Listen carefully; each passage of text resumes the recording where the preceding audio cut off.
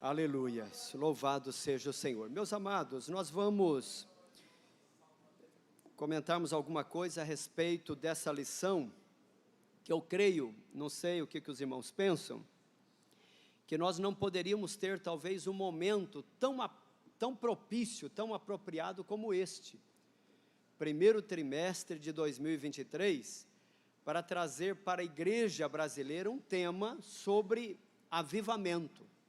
Os irmãos concordam comigo? Estamos precisando ou não? Precisando.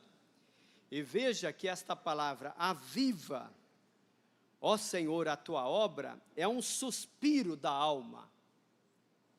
É um grito da alma do profeta Abacuque.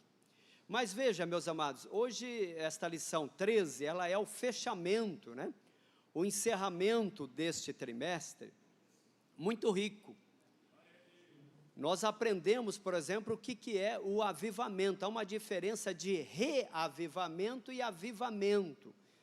O avivar é trazer mais nitidez, trazer mais foco, trazer mais vida. Há um pouquinho de vida. Mas o avivar é como uma brasa que está, parece que o fogo se apagando, e você assopra para trazer mais vida, mais fogo. Assim também é uma necessidade para nós. Então, a lição de número 1, nós vimos esta questão geral, numa amplitude maior. Na lição 2, nós tratamos sobre o avivamento no Antigo Testamento. Veja que avivamento não é coisa de agora. No Antigo Testamento, de vez em quando, Deus tinha que avivar a sua obra, porque avivamento é um ato de Deus. Avivamento não pode ter agendamento, ninguém pode agendar. Olha, no dia, que dia que é hoje? Dia 24? No dia 24 de março de 2023 vai começar o avivamento. Não tem como fazer agendamento. Avivamento é um ato soberano de Deus. Aleluia. E Deus sopra, é como no dia de Pentecoste, de repente, veio do céu um som, como de um vento. Então nós aprendemos que no Antigo Testamento Deus precisou avivar, avivou Moisés. Você lembra disso? O avivamento de Moisés. Avivou depois os 70 anciãos, já na peregrinação. Na lição 3, nós aprendemos sobre o avivamento no Novo Testamento, mais precisamente sobre o dia de Pentecoste. Na lição 4, olha como nós nadamos na graça nesse trimestre. A lição 4 falou sobre o ministério avivado de Jesus. Jesus viveu o tempo todo guiado pelo Espírito. Ele foi até para o deserto levado pelo Espírito, para ser tentado pelo diabo, mas levado pelo Espírito. Então o ministério de Jesus foi todo avivado. Se Jesus teve um ministério avivado, faz-se necessário que o nosso ministério, ou que a nossa vida de crente, de fé, seja avivada. Lição 5, nós estudamos sobre o avivamento na vida da igreja, e na vida da igreja pós-Pentecoste. Qual foi o comportamento da igreja após o Pentecoste? A igreja vivia na plenitude do Espírito. Atos dos Apóstolos é uma prova disso. E perseverava unânimes no templo, no partir do pão, na comunhão, nas orações. Em cada alma havia temor. A lição de hoje fala sobre temor. Ouvi a tua palavra, Senhor, e temi. O temor estava presente. Havia arrependimento. Portanto, a igreja vivia em constante avivamento. A lição 6, o avivamento no ministério de Pedro. Sabe que o pastor Elias Soares esteve aqui na sede, ministrando esta lição. Eu acho que nós tivemos aqui, acho que quase uns 300 alunos nesta aula aqui. Foi uma bênção. Nesse dia, o avivamento no ministério de Pedro. Como era Pedro antes do Pentecoste e o Pedro após o Pentecoste. Um outro Pedro. Depois a lição 7, Estevão, um mártir avivado. Estevão talvez é o primeiro teólogo da igreja. Um homem que Deus usou para trazer ou dizer que igreja era uma coisa e judaísmo era outra coisa. E ele faz uma revolução. Estevão é o primeiro mártir da igreja, ele morre por aquilo que pregava, mas não negou a fé. Aleluia. As roupas é depositada aos pés de Paulo, mas pela ironia do Espírito Santo, aquilo que Estevão parou, Paulo vai dar continuidade, fazendo a separação entre igreja e judaísmo. Lição 8, o avivamento espiritual no mundo. Essa lição foi mais histórica, né? Uma lição mais histórica, onde nós aprendemos os grandes avivamentos no mundo. Aprendemos, por exemplo, que o maior avivamento de 500 anos para cá foi a Reforma Protestante, né? Mas aprendemos aqui principalmente sobre o avivamento na rua Azusa, em 1906, quando Deus usa ali William Seymour para trazer um avivamento que chegou, que a Assembleia de Deus é fruto desse avivamento. E nessa época, irmãos, o trabalho era tão especial, a forma como Deus usou William Seymour, para trazer, inclusive, um ministério de cura.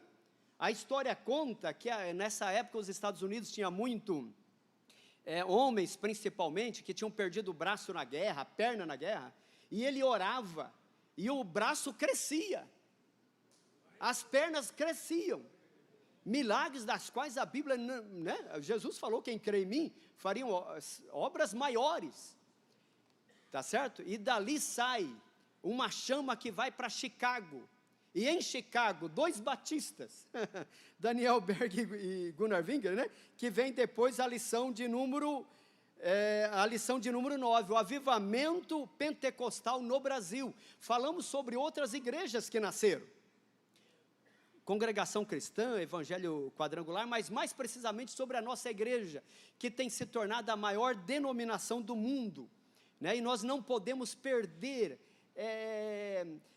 esta disciplina da oração, né, como começou a Assembleia de Deus. Depois, na lição 10, talvez seja a lição mais importante dessa revista. O avivamento na vida pessoal, falou sobre o Salmo 63, quando Davi está fugindo do palácio real por medo do seu filho, Absalão. Para não matar o filho, ele prefere fugir. E Deus age por ele. Quando o crente, ele tem a disciplina de se colocar nas mãos de Deus, Deus age por ele. Então, o avivamento na vida pessoal, como é a minha intimidade, a minha comunhão com Deus.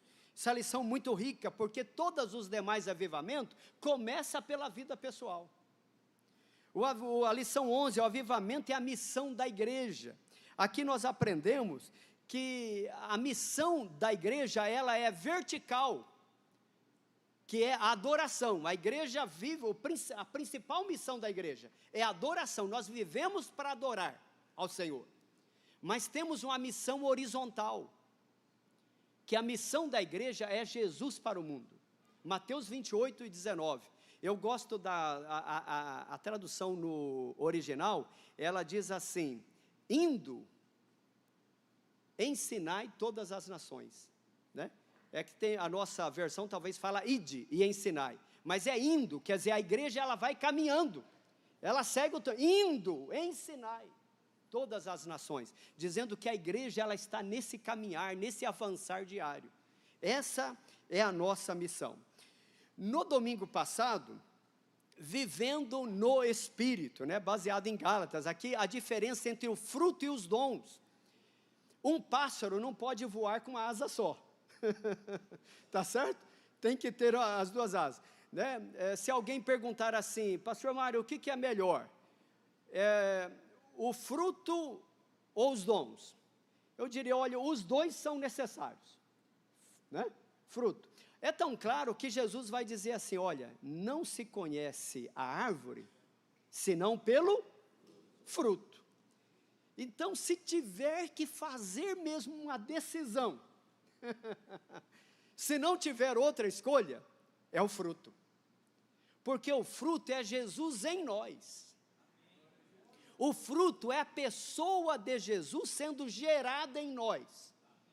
Paulo fala que ele estava com dores de parto, assim como uma mulher, até que Cristo fosse gerado nos seus discípulos. Gerado, Cristo nascendo, né? Esse é o fruto do Espírito. E o fruto é assim, o fruto não tem como você ter bondade e não ter fidelidade. Não tem como você ter bondade e fidelidade e não ser longânimo, porque o fruto é um só. Entenderam? O fruto é um só. E o fruto é gerado pelo Espírito. E o Espírito, quando ele gera o fruto, ele faz com que a gente seja longânimo. A própria palavra, né? É aquela pessoa, né? Manso de espírito. Fidelidade. Essa lição de hoje, a 13, vai falar sobre a fidelidade. Fidelidade é fruto do Espírito. Tá certo? Muito bem, e chegamos à lição 13. Esta lição, então, meus amados, eu só vou fazer aqui, primeiramente, uma contextualização. O profeta Abacuque, os irmãos sabem que na nossa Bíblia, a Bíblia que nós temos em mãos, ela é um livro. Abacuque é um livro, né? Para os judeus, ou na Bíblia judaica, Abacuque está composto no livro de profetas menores. E profetas menores não porque são menor no tamanho, ou na essência da sua mensagem, mas é na quantidade dos seus escritos muito curtos. Então, os 12 profetas menores na Bíblia judaica é um livro só. Na nossa Bíblia nós temos um livro, né, por nome de Abacuque, 3 capítulos apenas. Abacuque, o nome dele significa abraço. Olha que significado bonito, né? Ou abraçado pelo Senhor. É o significado desse nome, Abacuque. Ele viveu logo após o rei Josias. Possivelmente ele foi até contemporâneo de Josias, mas dá-nos a entender que este homem, possivelmente um levita, e era um cantor, e possivelmente até tocava instrumentos, não é isso? Que a gente lê, até a versão que o irmão colocou aqui, termina lá, ao cantor de música, mas o capítulo 3, versículo 1, traz a palavra sigionete. Sigionete é como se fosse um cantor, alguém que canta. E ele escreve este livro, na realidade, numa oração cantada. Então é um canto, mas de verdades assustadora. Não é à toa que Abacuque é chamado do profeta do avivamento. Porque, não obstante ter sido contemporâneo de Josias, que fez a grande reforma e instituiu novamente a Páscoa em Israel, ele possivelmente profetiza na época do filho de Josias, não o Joacás, que já estava preso no Egito, mas o filho Eliaquim, que depois é mudado o nome para Jeoaquim, mais ou menos aí no ano 608 antes de Cristo, antes de Jerusalém ser destruída. Jerusalém vai ser destruída só no ano 587 antes de Cristo. Mas ele vai trazer uma profecia, e é uma profecia porque ele fica assustado, como que a moralidade, a moral do povo está comprometida. O povo de Deus, os judeus, a tribo ali de Judá, porque o reino do norte já tinha sido levado cativo há anos atrás pelos assírios. E agora, mesmo vendo a forma como Deus usou o seu chicote contra o povo do norte, o povo do sul viram as costas para Deus. Eu gostaria, irmão Gustavo, da sua ajuda. Coloca, por exemplo, aí, o capítulo 1 de Abacuque, que vai ser o nosso livro hoje, tá? 1, versículo 2. Olha como que esse profeta, ele vai falar ao Senhor assim, ó: até quando, Senhor, clamarei eu, e tu não me escutarás. Gritarei, né? Gritar-te-ei violência, e não salvarás. Olha, meus amados, ele está como que colocando Deus na parede, porque ele está dizendo o seguinte: Senhor, o Senhor está sendo tolerante demais, o povo estão fazendo o que querem. O versículo, por exemplo, 4, meu amado, coloca aí, olha o versículo 4, ele até fala assim, ó, por esta causa a lei se afrouxa, e a sentença nunca sai, porque o ímpio cerca o justo, e sai o juízo pervertido. Sabe o que ele está dizendo? A coisa está tão ruim, o mal tem dominado tanto no meio do povo de Deus, que até os juízes, aqueles que têm que aplicar a lei, eles não fazem isso, eles querem suborno. Irmãos, é muito parecido com os dias que nós estamos vivendo? Não parece que ele está falando para hoje? E ele vai dizer, Senhor, até quando isso vai acontecer? Não é o clamor da nossa alma? Quando a gente vê as coisas acontecendo, a gente pergunta, Senhor, o Senhor não vai agir? Senhor, eles estão fazendo o que querem. Então, ele entra perante Deus para tentar colocar Deus na parede, como eu e você fazemos. Mas nós vamos aprender hoje aqui, que esta não é a forma de falar com Deus. Essa não é a forma do pensar do cristão. Abacuque vai aprender com Deus, que Deus age na hora dele. Deus vai agir, mas não da forma como nós queremos, não é no momento que nós achamos que deve ser, mas é no momento de Deus. Então veja, olha o que diz a nossa introdução da nossa lição. Então, feito este contexto, nós encontramos na nossa introdução o seguinte, olha, o clamor do profeta por um avivamento para o seu povo, deve ser o clamor da igreja nesses últimos dias. As forças do mal tentarão pará-la, mas não prevalecerão, porque Jesus é o dono da igreja. Os irmãos concordam com isso? Que Jesus é o dono da igreja? Nós devemos clamar, não clamar o primeiro clamor de Abacuque, até quando, Senhor? Não é este clamor, mas é o clamor do capítulo 3, porque no capítulo 1 e 2, Deus vai ensinar o profeta. E no capítulo 3, agora entendendo o agir de Deus, ele diz, aviva, ó Senhor, a tua obra.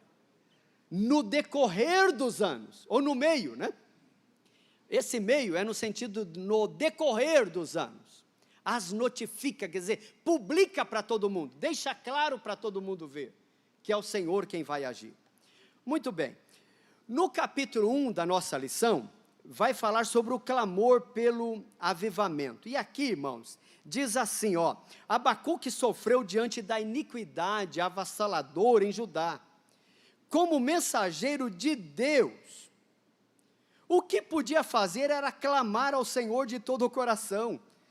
O profeta até angustiava, né, ao perceber que Deus aparentemente não havia agido prontamente. Senhor, o povo estão fazendo o que quer, e o Senhor não tem agido.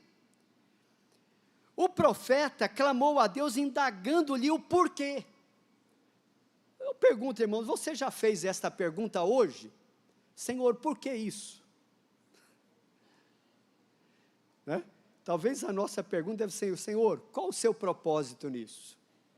O que o Senhor quer ensinar para nós? A nossa pergunta para Deus nunca deve ser o porquê, porque nós só enxergamos o hoje, Deus conhece o amanhã. Mas não devemos perder de vista que todas as coisas estão nuas e patentes diante dos olhos do Senhor. Aleluia. No capítulo 1 ainda, o ponto 2, a aparente indiferença de Deus. E aqui, meus amados, diz assim, olha, não há indiferença de Deus à impiedade do homem. Na verdade, por causa da sua misericórdia. Irmãos, muitas das vezes nós queremos que Deus haja como nós achamos que deve ser. Mas nós não devemos perder de vista que o nosso Deus, Ele age por misericórdia. Essa palavra misericórdia vem de duas palavras em latim, que é miserere e cordis. E é interessante, porque essa palavra miserere é ter compaixão. Ter compaixão. E cordis é coração. Ter compaixão de coração. Ou seja, é você se colocar no lugar do outro. É você sentir a dor do outro. É quase que empatia. É mais do que simplesmente compaixão normal. Eu e você podemos ter compaixão do outro, mas misericórdia é quase que algo divino. É tão claro que Deus empresta para nós um pouco da sua misericórdia. Deus empresta. Esses são um dos atributos comunicáveis de Deus. E a misericórdia, quer ver, coloca lá em Lamentações, meu amado, capítulo 3, o versículo 22 e o 23, quer ver? Olha, Jeremias foi contemporâneo de Abacuque. Jeremias e Abacuque, como Naum, viveram na mesma época. Viveram no mesmo momento. Olha o que diz Lamentações 3. As misericórdias do Senhor são a causa de não sermos consumidos, porque as suas misericórdias não têm fim. Olha o 23. As suas misericórdias, que novas são cada manhã, grande é a tua fidelidade. As misericórdias do Senhor se renovam a cada manhã. Nós até falamos assim, que a palavra do Senhor se renova, não é isso que a gente fala? A Bíblia não diz que as palavras do Senhor se renovam, ou fala? Não, né? Porque a palavra do Senhor, ela permanece para sempre. Aleluia. Elas não se renovam, ela é a mesma.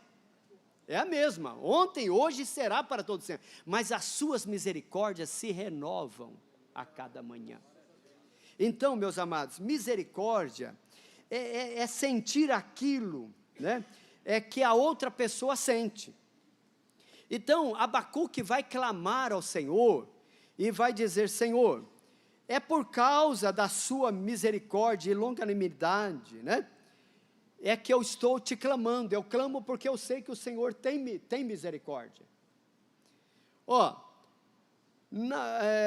No ponto 3 do capítulo 1, fala assim, a resposta pronta de Deus. A resposta de Deus veio de forma bem diferente daquilo que o profeta esperava.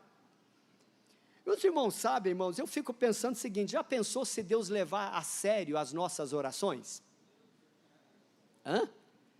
Quando você está orando e alguém te fez um mal, você fala assim, Senhor, pesa a mão. Senhor, pesa mesmo, Senhor.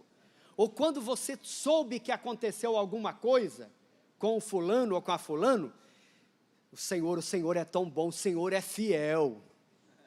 A gente não fala assim?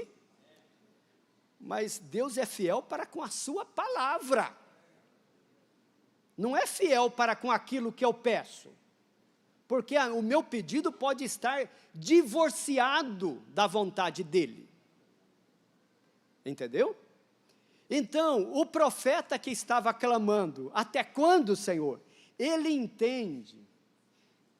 Quando Deus fala para ele assim, olha, Abacuque, eu vou agir, mas eu vou agir no meu tempo.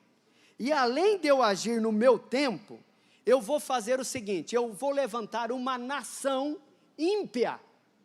Olha, escute bem isso aqui, meus amados. Eu vou levantar uma nação ímpia para moldar o meu povo. Coloca aí, irmão Gustavo, 1 e 6. Olha o que Deus vai dizer, ó. Eu vou ler na minha versão aqui, 1 e 6. Ele diz assim, ó. Porque eis que eu suscito quem? Os caldeus, ou seja, os babilônicos. Quem eram os babilônicos?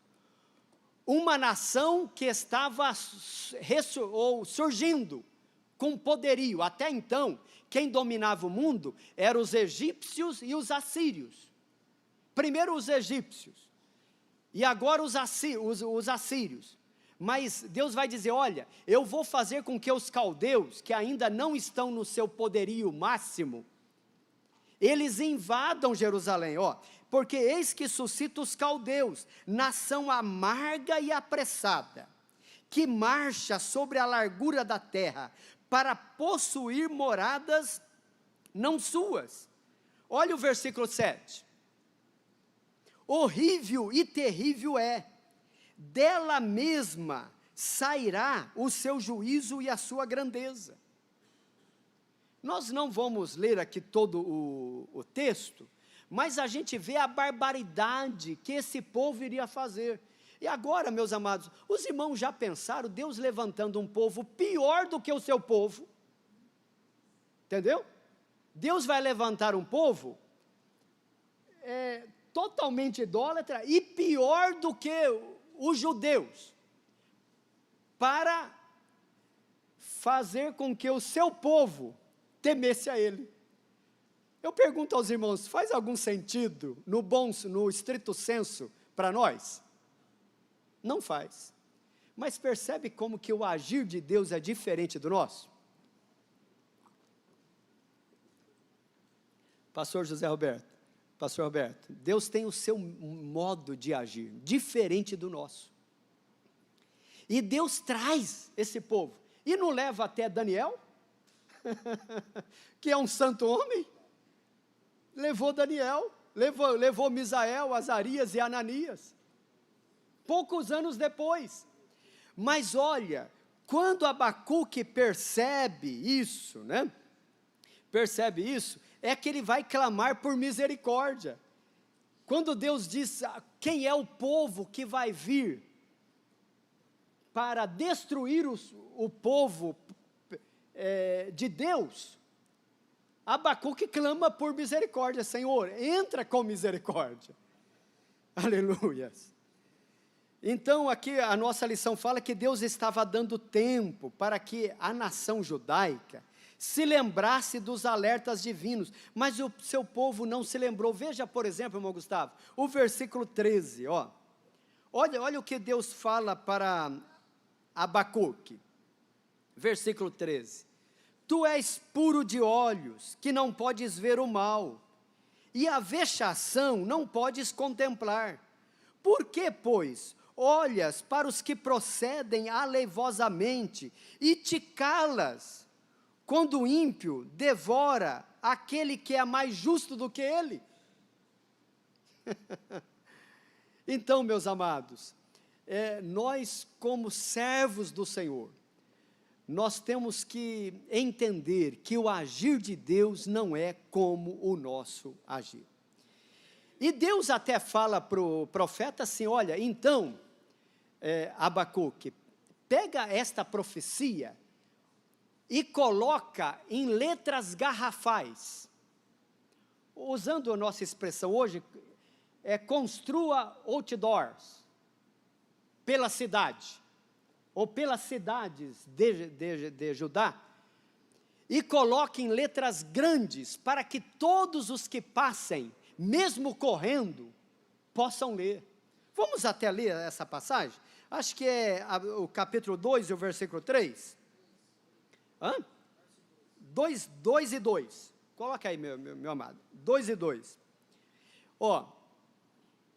Então o Senhor me respondeu e disse, escreve a visão e torna-a bem legível sobre tábuas, para que a possa ler o que passa correndo. O 3, porque a visão é ainda para o tempo determinado, não é o seu tempo, Abacuque, é para o meu tempo, Deus dizendo, né? E até ao fim falará e não mentirá. Se tardar, o que que faz?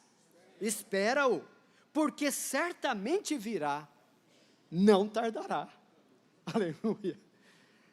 Aleluias. Meus amados, então esse é o contexto do capítulo 1 dessa nossa lição, mostrando que o profeta estava orando de forma equivocada. E assim, quando a gente ora de forma equivocada, o avivamento pode vir? Então há um jeito certo de orar, para que o avivamento venha. E o avivamento vem, não é segundo o nosso querer, mas segundo o querer de Deus. Uma das condições para que haja avivamento é que haja arrependimento. Todo avivamento é precedido por arrependimento e santificação. Entenderam? Arrependimento. Pode ler a história de todos os avivamentos. Todos eles têm algo em comum: arrependimento e santificação. E é isso que Abacuque vai fazer. Ele vai entrar para o caminho do arrependimento. E o arrependimento, olha o que diz agora o capítulo 2. Aí vem o capítulo 3 de Abacuque, o capítulo 2 da nossa lição, né? O capítulo 3. Coloca lá, irmão Gustavo, capítulo 3, o versículo 1. Olha o que o profeta diz. Oração, é isso? Oração do profeta Abacuque sob a forma de canto. Olha o verso 2. Ouvi, Senhor. Eu gosto dessa expressão, meus amados. Ouvi, Senhor. Porque esse ouvir aqui não é entrar num ouvido e sair no outro, né? Que não é isso que nós dizemos. Esse ouvir é algo que desceu ao coração. E é interessante, eu não sei se acho que eu marquei, mas é Romanos, capítulo 10, acho que é o versículo 17. Romanos 10 e 17. Como nós estamos numa escola bíblica dominical, o nosso livro-texto é a Bíblia. 10 e 17, ó. De sorte que a fé vem pelo ouvir, e ouvir pela, não é apenas ouvirá, não é ouvirá palavra, é ouvir pela, no sentido que a palavra quem fala, é como se a palavra, ela gotejasse fé, entendeu? A palavra, ela goteja fé, a palavra está sendo lida, a palavra está sendo ministrada, e alguém, ao ouvir, a palavra vai gotejando fé. E esta fé não é a fé, apenas a fé para a salvação, mas é a fé no sentido de fidelidade, que é diferente. É uma das formas da fé, a questão da fidelidade, que é o fruto do Espírito. O fruto do Espírito é fidelidade. Tem uma tradução que fala fé. Eu gosto da atualizada, fidelidade. E esta fidelidade, meus amados, ela vem pelo ouvir a palavra. Então volta lá, meu amado, 3 e 2, né? Ouvi, Senhor, a tua palavra. E quando ele escuta a palavra, o que ele faz? Temi. Esse temer aqui não é no sentido de ter medo. Eu sei que a voz de Deus, né, a voz de Deus, ela pode trazer um susto. Pode ou não? Pode. Né? Por exemplo, nós temos o caso lá dos pais de Gideão, né? Manoá, ele fica temeroso mesmo no sentido de medo até. Mas o temer aqui de Abacuque é no sentido que ele entra num estágio de arrependimento. Entenderam? De temor, aquele temor que produz arrependimento, que produz mudança. Então, ouvi, Senhor, a tua palavra e temi. E aqui, meus amados, quando ele fala, ouvi a tua palavra e temi, aí tem um ponto e vírgula, e vai dizer, aviva, ó Senhor. É um suspiro da alma, porque agora ele entendeu qual era a vontade de Deus, qual era o querer de Deus. Ele entendeu o que Deus iria fazer com o seu povo. E o que Deus iria fazer com o seu povo era algo tão dramático. Deus ia levar o povo para o cativeiro. Jerusalém seria destruída. Esse povo iria ficar cativo muitos anos. Então, ele entendeu que o que Deus iria fazer era algo tão duro, que ele cai em coração de arrependimento. Ele diz, Senhor, eu estava pedindo que o Senhor entrasse com punição, mas na verdade, Senhor, a punição que eu queria era uma punição mais branda. Senhor, o que eu estava pedindo, Senhor, é assim, olha, só coloque o seu dedinho, né? Mas ele entende que o agir de Deus seria muito mais duro do que ele imaginava. Ele diz, Senhor, ouvi a tua palavra e temi. Aí ele dá o suspiro, o grito da alma, e diz, aviva, ó Senhor, aleluia, aleluia. E olha como termina esse versículo, ele diz, na ira, o quê? Lembra-te da misericórdia, aleluias, aleluias. Ele está dizendo, Senhor, mesmo que eu sei, Senhor, que o Senhor me mostraste o que vais fazer, porque eu sei que o Senhor está irado, e não é para menos, Senhor, mas mesmo na ira, Senhor, lembra-te da tua misericórdia, aleluia. Eu fico pensando, irmãos, estudando esse texto aqui, como que tem sido a nossa atitude como cristão? Não é isso? Porque nós estamos clamando por um avivamento, mas nós queremos que o avivamento assim nos faz ficar bem com Deus, mas que os outros Deus pese a mão, não é isso? Olha, pese a mão, Senhor, né? Mais ou menos que nem Abacuque estava fazendo no capítulo 1. Mas quando nós entendemos que Deus não quer que ninguém se perca, mas que todos cheguem ao conhecimento da verdade. Nós sabemos que Deus é amor, sabemos que Ele é justiça também. Sabemos que Deus vai agir, mas a nossa oração é, Senhor, desperte os corações. Aviva, Senhor. Mostre o teu poder. Que se arrependa, Senhor. Que venha, que não sofra tanto, Senhor. Essa tem que ser a nossa atitude. Aleluia, louvado seja o Senhor. E o comentarista fala assim, que é preciso ouvir a voz de Deus com atenção, para viver um período de avivamento espiritual. No ponto 3 do capítulo 2, ele vai falar, né, que não pode haver um avivamento sem temor ao Senhor. Quer dizer, sem arrependimento, meus amados, não há avivamento, né? Tem até o Salmo 111, o versículo 10, coloque ali, irmão Gustavo, Salmo 111, 10, vai até dizer que o temor do Senhor é o princípio, né, da sabedoria, bom entendimento tem todos os que lhe obedecem, o seu louvor permanece para sempre. Então, o temor ao Senhor.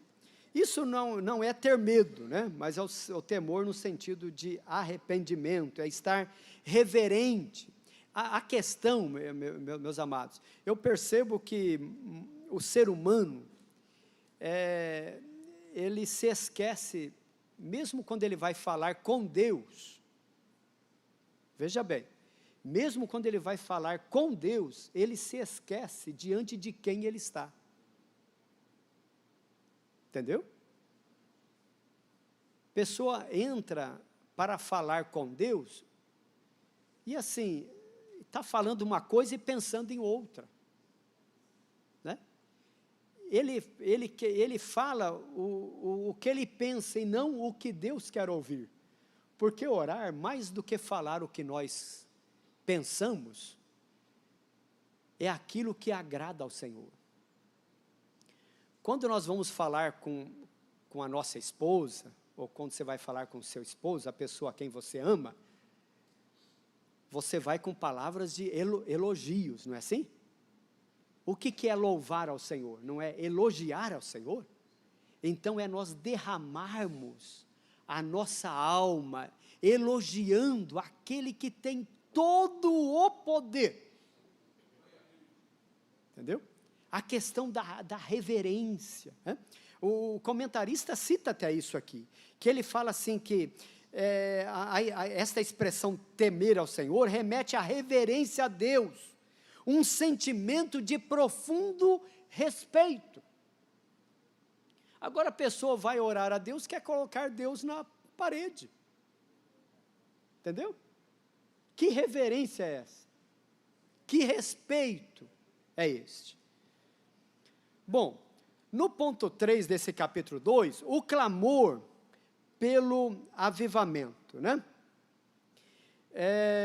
Aqui, o profeta, ele faz nesse capítulo 3, o versículo 2, capítulo 3, versículo 2, ele faz 3 pedidos. O comentarista cita aqui que ele pede pelo avivamento e aviva, ó Senhor, a tua obra. Bom, nós somos obras das mãos do Senhor, somos ou não? Somos obra. Tá certo? E quando ele está dizendo, aviva, ó Senhor, a tua obra, ele está dizendo no sentido de pessoas, aviva o teu povo. Ele tá falando para o povo do Senhor. Então, a nossa oração também é, Senhor, aviva o teu povo. Aviva a tua igreja, aviva os teus filhos, Senhor. Então, esse é o primeiro pedido. Mas o segundo pedido, ele está pedindo aí para que Deus notificasse, ou em outras palavras, para que Deus publicasse, deixasse escrito em letras grandes. E terceiro, ele pede aí a misericórdia, né? Muito bem, nós vamos agora para o fechamento dessa nossa lição, capítulo de número 3, avivamento. Eu gostei desse tema que o pastor Elinaldo Renovato de Lima trouxe, que ele diz assim, avivamento, 2 pontos, questão de vida ou morte. É pesado ou não? Eu assustei quando eu li isso aqui. Questão de vida ou morte. Irmãos, e nós não temos um outro caminho. O sentido é esse aqui, é dizer para a igreja que não tem outro caminho. É vida ou morte. Entenderam? Ou nós tenhamos uma vida avivada, ou é morte. É vida ou morte. Então ele vai dizer aqui, que era uma questão de vida e morte. Por isso o profeta suplicou.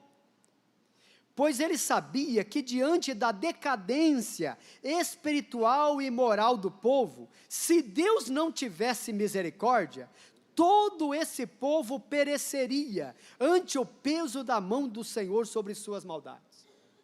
Por quê, meus amados? Deus só poupou o povo, porque Deus é fiel com a sua palavra. Entenderam? Deus é fiel com a sua palavra. Por ser fiel à sua palavra, ele poupou o povo. Entendeu? Não é que ele é fiel ao povo, ele é fiel à sua palavra. Passarão os céus e a terra, mas as minhas palavras. Entendeu? Como ele é fiel à sua palavra, ele salvou o povo, mas levando para o cativeiro. Abacuque certamente não presenciou isso. A história não conta, mas possivelmente ele não presenciou essa ida para lá, que aconteceu aí no ano 587, antes de Cristo, mais ou menos aí, uns 15, 20 anos depois. Ponto 3, Deus é misericordioso. E aqui, o nosso comentarista faz a questão de trazer aqui a figura de Davi, do profeta Davi. Lembra que Davi, quando ele pecou contra o Senhor, e o profeta Natã conta aquela história, e ele dá o veredito, que aquele que pegou a única ovelhinha lá deveria ser morto, e Natã aponta o dedo e diz, você é este homem. Ele cai em prantos, ele se arrepende, e Deus dá para ele, olha, escolha, você quer cair na mão dos homens, ou quer cair nas mãos de Deus? Qual que é a resposta de Davi? O nosso comentarista traz aqui, né? Primeiro de Crônicas, capítulo 21, eu vou fazer questão de ler esse texto, que é lindo esse aqui. 21:13, diz assim, eu vou ler aqui, ali, então disse Davi a Gade, estou em grande angústia, caia eu, pois, nas mãos do Senhor, porque são muitíssimas as suas misericórdias, mas que eu não caia nas mãos dos homens. Meus amados, não queira ficar na mão dos homens. Deus age com peso? Age. Mas na ira, Ele tem misericórdia. Na ira, Senhor, lembra-te das tuas misericórdias. Aleluias, aleluias. Eu fiz questão, meu amado, eu creio que muitos irmãos têm esse livro. Quem não tem, esse livro foi me indicado recentemente, Por que tarda o pleno avivamento? É um pequeno grande livro.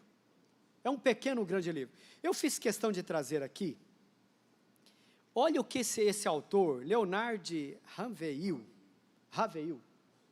olha o que ele diz na página 57 desse livro, quando ele vai falar sobre a questão da oração e a questão da misericórdia. Ele vai falar assim, olha, a única força diante da qual Deus se rende é a oração. Escrevemos muito sobre o poder da oração, mas ao orar, não temos aquele espírito de luta. É verdade ou não é? Nós fazemos tudo, exibimos nossos dons espirituais ou naturais, expomos nossas opiniões políticas ou religiosas, pregamos sermões ou escrevemos livros para corrigir desvios doutrinários. Mas quem quer orar e atacar as fortalezas do inferno? Quem irá resistir ao diabo? Quem quer privar-se de alimento, descanso e lazer, para que os infernos o vejam lutando, envergonhando os demônios, libertando os cativos, esvaziando o inferno e sofrendo as dores de parto, para deixar atrás de si uma fileira de pessoas lavadas pelo sangue de Cristo?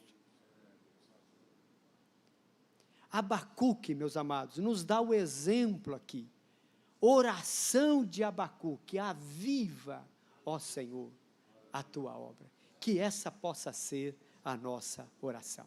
Amém, meus amados? Nós vamos começar, sem ser domingo agora, no outro domingo, nós vamos começar o segundo trimestre. Essa revista, irmãos, vai falar sobre a família, relacionamentos em família. E é interessante que é diferente de todas as revistas de família que nós estudamos na nossa EBD. Eu não sei quantos irmãos já tiveram a oportunidade de ler. Eu estou ainda na lição 10. Quero terminar até domingo agora. Mas olha, enquanto as outras revistas falavam sobre família no sentido externamente, essa lição vai focar a família internamente. Entendeu? Como que é a família no seu aspecto interno. Por exemplo, quando a família age por conta própria, vai falar sobre a questão de Abraão e Sara e Agar, né? A lição 2, a predileção dos pais por um dos filhos. Lembra de Esaú e Jacó? O cuidado que eu e você temos que ter. Quem tem mais de um filho, que é o meu caso, para não achar que um é melhor do que o outro. Cuidado. Ó, o 3, lição 3, ciúme. Jesus, ciúme, o mal que prejudica a família. A família de Jacó quase vai ao nada, se não fosse a mão de Deus. Lembra de José? Entendeu? Ó, é riquíssima, meus amados. Então, faça parte da nossa EBD. Que Deus nos abençoe. Vamos ficar em pé, meus amados? Nós vamos estar orando ao Senhor.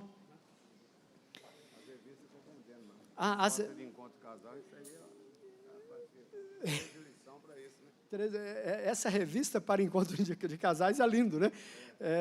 Irmãos, e assim, meus amados, a lição de domingo passado foi sobre o fruto do Espírito. Há uma necessidade, nós precisamos de famílias sadias, fortes, para termos uma igreja sólida e cada dia crescente, né? As revistas, meus amados, estão lá na nossa livraria. Senhor bendito, obrigado, Senhor, pela Tua palavra. Ouvi, Senhor, a Tua palavra e temi. Aleluia, nos ajude, Senhor, que possamos viver uma vida de avivamento, que ela possa ser real. Haja, Senhor, por nós e através de nós, assim a nossa oração para a glória de Jesus. Amém.